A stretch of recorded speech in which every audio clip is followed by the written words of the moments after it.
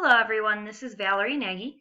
I am going to be telling you about my community, Mentor Public School District. Mentor Public Schools is in Mentor, Ohio. It's known as the city of choice. There are a lot of options in Mentor that I will be discussing throughout this presentation. We are 28 square miles and right on Lake Erie. As you see on the map there, I have outlined Mentor school districts. Mentor School District services Mentor, Mentor on the Lake, Concord Township, and Kirtland Hills. Mentor is one of the top 10 largest high schools by enrollment in all of Ohio. Throughout the area, we have lots of camps and activities year-round. We're known for our community days, festivals, county fairs. Mentor High School in particular has a tradition of winning athletic teams. Most recently, our boys basketball team won states in 2013. We have a lot of other teams win for their district and their conference and go on to play in regionals and be very successful in that atmosphere. We are about 30 minutes east of Cleveland, so you can imagine how exciting it has been for the past couple weeks. Go Cavs, 2016 champions. It's very exciting for the area. It not only helps Cleveland, but it helps other towns and communities in the surrounding areas. Our population is 46,870. Our average age is about 45 years. Gender breakdown, males and females, pretty equal, a few more females. When we look at different occupations, pretty standard, nothing out of the ordinary. Management, sales and related, and production for men, and then office, administrative support, sales and related, and business and financial operations for women. We are a predominantly white community.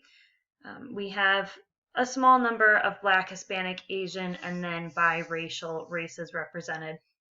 When we look at our ancestry, we have a lot of different countries represented. And then our education level, most people have graduated high school. A good amount have gone on to get their bachelor's or graduate degree. And then we have a very low number of unemployment.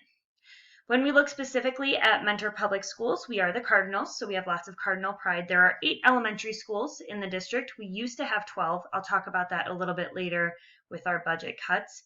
We have 3 middle schools and then 1 very large high school. We also have 1 school devoted to students with autism, and then there is a preschool that is an integrated preschool located at one of our middle schools. There's 7,700 students serviced within Mentor school districts, and you can see the demographics listed there. Along with our achievement rates, we are a very academically challenging school. We offer a lot of different courses. I believe there's over 200 different courses that high school students can take through our district. And as you can see, we do challenge our students to be the best that they can. When you look at this area, the Plain Dealer is the Cleveland-based newspaper and the News Herald is the Lake County-based newspaper. Both of those newspapers will cover things going on with Mentor schools. All of our sporting events are always listed in there, along with any other awesome opportunities that the school has. There's also 3 very reliable TV news stations, Newsnet 5, Fox 8, and Cleveland 19. If any of you watched the Cavs parade, you may have gotten coverage through some of those. When we have school closings or, again, big exciting things happening with our school, those news channels are also very supportive. We look at our radio stations. We have 92.3 FM, which is a sports station, which will talk about our school sports, and then 1100 AM, another sports station that will talk about our sports and sometimes do interviews with some of our high school athletes. For Mentor School specifically, we do have a YouTube channel that our superintendent will routinely post videos on every month, giving an overview of what's going on at the schools. We are extremely active on Twitter. Every teacher is encouraged to have an account, and I will talk about that a little bit later. And we also have a lot of different school publications that go out for parents and community members to be able to access. We have a lot of different community groups in Mentor. As I said before, we're a very large community. We have multiple cultural, sports, performance, and fitness groups. We have a very active senior center and a community center. Our civic center has a pool and a water park area, an ice arena, and then we have a lot of pickleball courts. If you haven't heard of pickleball, just picture a combination of tennis and ping pong together. It's very, very popular in Mentor. We have 24 different churches in Mentor serving 9 different denominations. And then when we look at how Mentor Public Schools fits into all of this, you can see our mission statement. I specifically want to focus on the second point, enhance all relationships within our community. Mentor Public Schools is always working to be a part of the community and work with the community. When we look at our leadership, we're a big area, so there are a lot of people listed on this slide.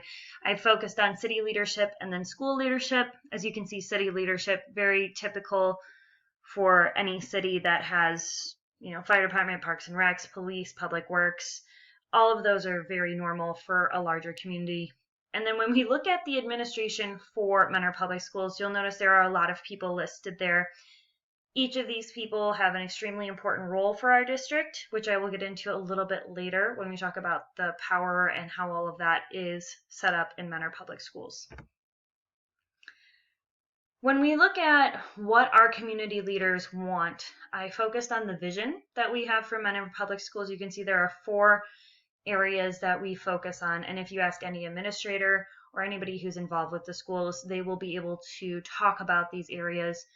When we think about preparing students for the 21st century and beyond, our school did receive the Straight A grant, which allowed us to give our high school students one-to-one MacBooks and our middle school students one-to-one iPads. So we have a lot that we can use to prepare our students for the 21st century and everything that's going to be happening in the next few years with technology.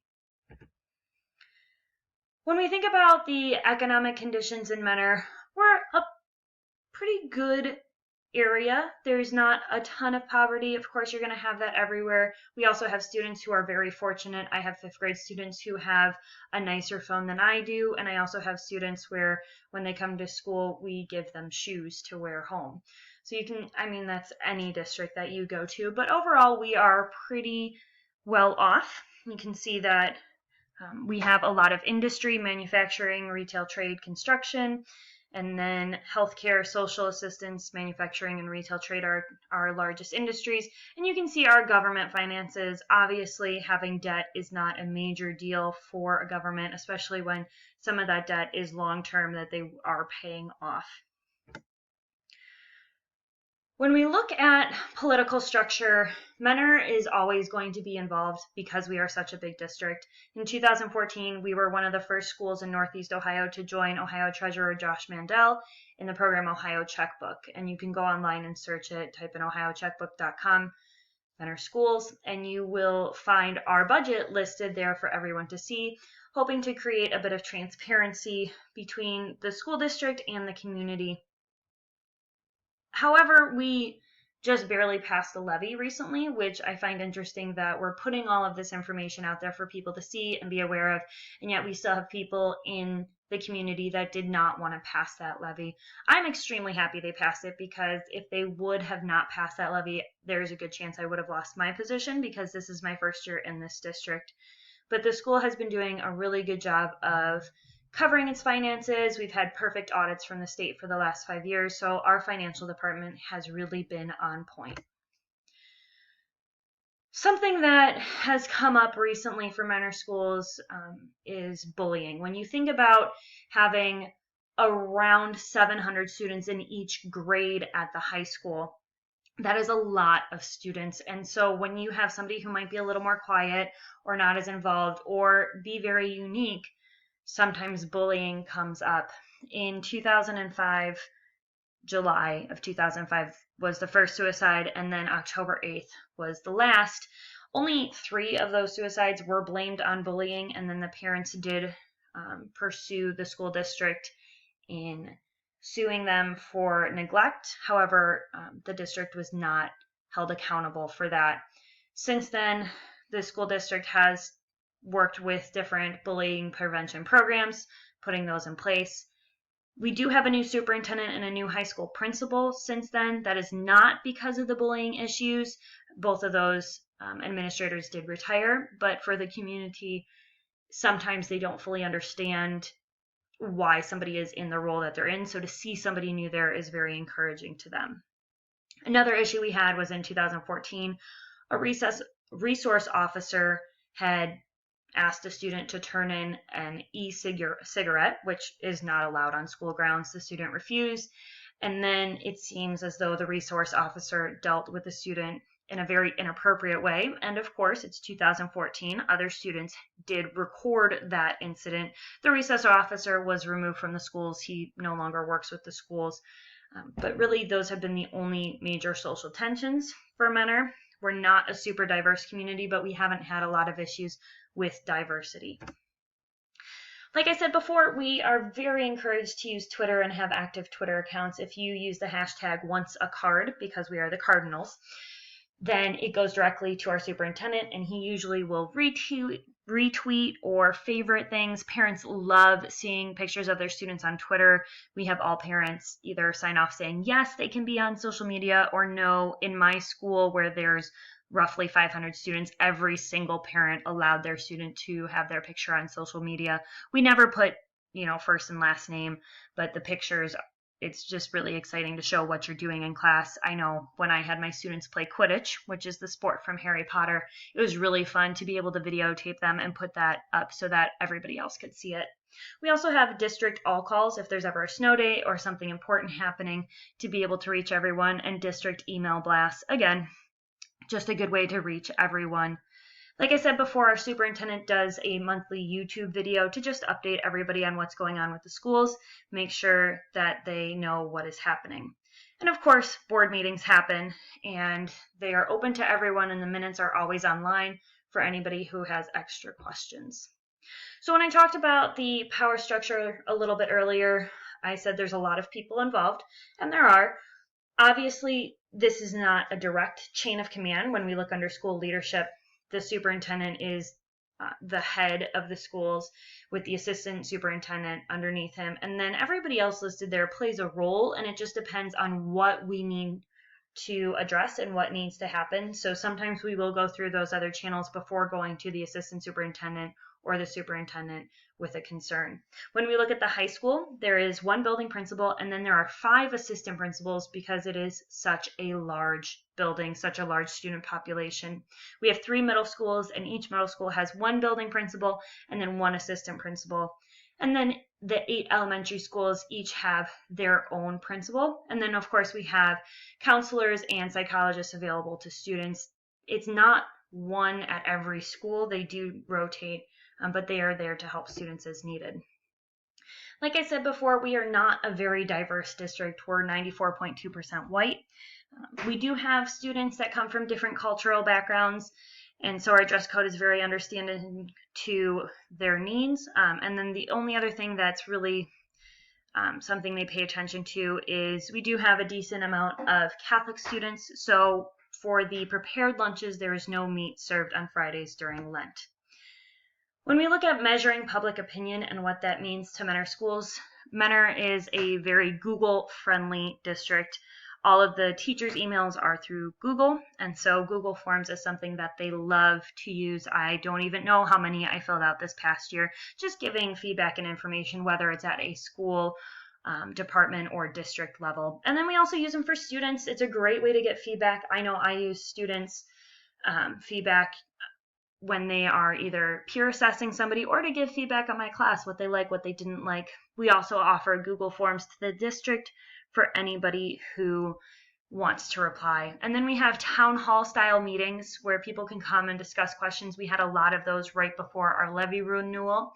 And then, of course, the open board meetings where people are allowed to go up to the mic and talk about things that they have issues with. So that is the end of my presentation. As I was listening to some of the others, it's amazing the difference between the different schools. Obviously, Mentor is quite large, so when I list off my school leadership compared to somebody else's, it is kind of amazing the difference between the two. But I hope you enjoyed getting to know a little bit more about Mentor schools. And go Cavs, we are so excited here. It's not going to wear off for a very, very, very long time. We'll probably be talking about it for another 52 years. Hopefully it doesn't take that long to win another championship. Have a great day, everyone.